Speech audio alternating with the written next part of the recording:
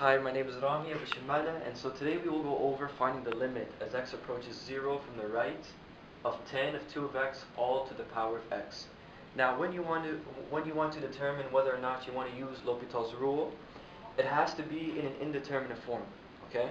And so we can see here, if we evaluate the limit at this point, tan of 0 is 0 to the power of 0. 0 to the power of 0 is an indeterminate form. And so you can apply L'Hopital's rule, but you just have to manipulate the function so that's in the format applicable to be used in L'Hopital's rule. And so when we have to the power of x when using L'Hopital's rule, or actually any time at all, we want to bring the x down. To do that, we have to take the logarithm or the ln of both sides. Well, to take the ln of both sides, we need another side. So I let y equal my other side. So y is equal to the limit.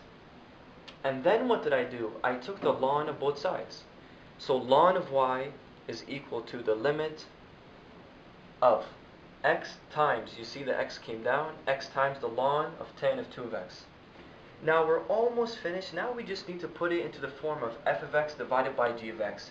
And when choosing which function you would like to go on your numerator and denominator, choose whichever one will give you a less complex solution.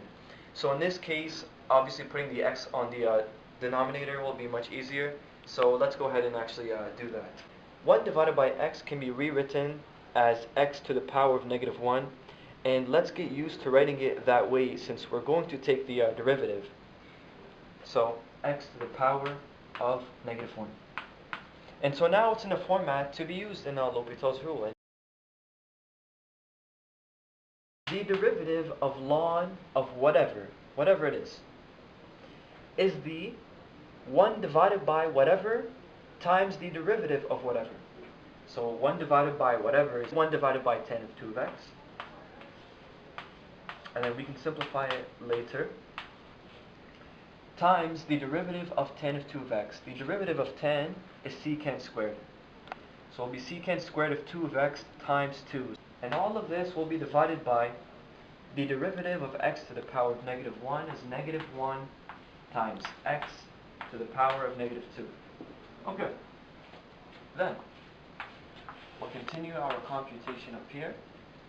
So we can simplify this a little bit. We can now rewrite tan in terms of cosine and sine. The limit as x approaches 0 from the right of cosine of 2 of x divided by sine of 2 of x. I rewrote cotan in terms of sine and cos. Now, times 2 times secant squared of 2 of x, all divided by negative 1 x to the power of negative 2. Now, the cosine will actually cancel out one of these secant squares, because secant is 1 divided by cos. Cos divided by cos will be 1. So we'll be left with secant divided by sine. Also, let's not forget that this x is to the power of a negative. So this x will actually come back up to the numerator. And so we'll actually have no terms on the denominator. So we can put everything on the top and simplify. The limit as x approaches 0 from the right of 2 times x squared. But it's a negative. So negative 2x squared times secant of 2 of x divided by sine of 2 of x. Right? There's a little trick that we can do at this point. The little trick is actually detaching the secant squared from here and multiplying it by the same limit statement. And so we can do this. This is actually permissible. We can do this. The reason I did this is because if we evaluate the limit statement of secant, it's not an indeterminate form. We'll get 1. This is equal to 1. This term here is an indeterminate form. 0 divided by 0. So let's take L'Hopital's rule of this term and leave this term untouched. Okay? Negative 4x, taking the derivative of the top and bottom, 2 times the cosine of 2 of x times the limit as x approaches 0 from the right of secant of 2x. We're almost finished now. So whenever you get to a point where when you evaluate the limit, it's not an indeterminate form, you cannot apply L'Hopital's rule anymore. You have to be content with your answer.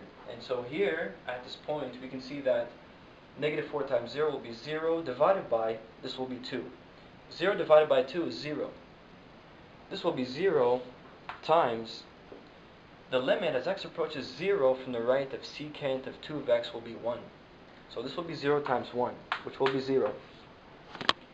Now our answer is not 0. The right side of our equation will be 0. You remember we initially had the ln of y is equal to the limit statement of the original function. Well, we equated it to 0. Now let's rewrite ln in terms of log of e, so we can it'll be easier for us to visualize. Now take the exponential form. E to the 0 is equal to y. Y is equal to 1. Y is equal to 1 is not a very correct form of an answer. So let's redefine y in terms of what it originally was, which was the limit as x approaches 0 from the right of tan of 2 of x to the power of x. So remember we let this equal y, so we're just redefining y. So this will be equal to what? Whoops. That's your answer.